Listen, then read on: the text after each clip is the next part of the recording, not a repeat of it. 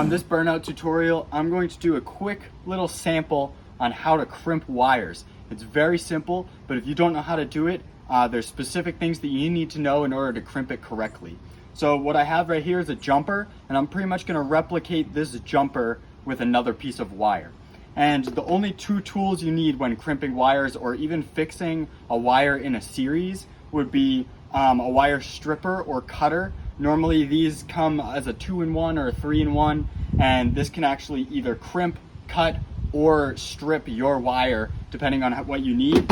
And then I actually have a separate pair of crimpers that are more notched in the middle and will get you a better crimp. Like I mentioned, I'm just going to create another jumper just like this one with this piece of wire and a couple new connectors, and I'll show you exactly how to crimp the wires. This right here is just a kit. You can normally buy these at any hardware store or parts store, even some place like Harbor Freight. These will be what you're actually crimping onto the wire.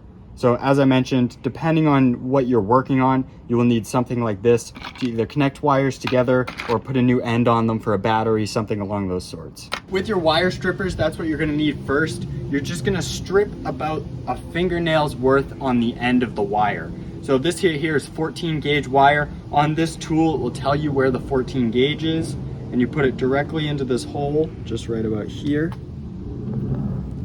And then normally it takes a little twist around or two, and then you can essentially just pull off the end. This is the rest of the rubber that came off, and this is the inside copper that is what you're going to need to crimp onto.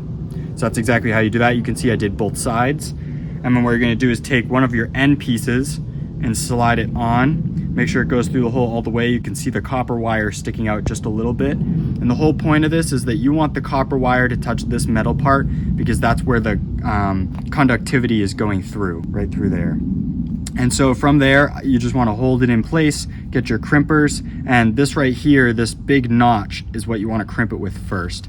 So you go far into the big notch, and you come down and you puncture the copper wire about halfway down, just like that.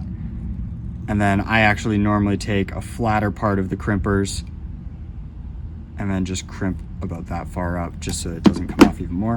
And you can see I can tug there and it's all fine. This won't slip out. As I mentioned, it's pretty much crimped on. And so that's just one side, but I'll do the other side. And once again, this is a jumper. That's why I put two different ends on it. Same thing, you wanna see the copper and you wanna hold it. And then with your crimpers, you wanna first go closer to the copper wire, right about there.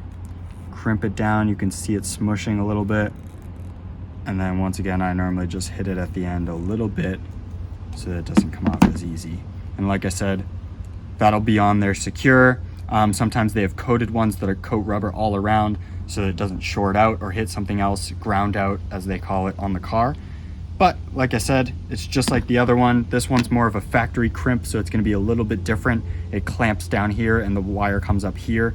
However, this homemade kit one, you normally are sticking the wire in them and you're crimping the rubber yourself. Very, very easy overall. It's a pretty simple process. If you have I call it a series of wire, it's just essentially a long wire, and you know a certain portion is bad, you could just cut it and add in a jumper just like this, and as long as it's not touching or shorting out and hitting the negative or frame of the car, then you can essentially just repair that and it will be fine. Don't know how to do it or are in DIY projects where they don't know how to crimp their own wires, it's really two simple tools. If you have wire laying around, you can use that depending on the gauge, and that kit for the ends is necessary, but it will overall be helpful if you work on more things. So that's it for this Burnout Extra. Be sure to like the video if this was helpful and leave any comments about what we should do in the future.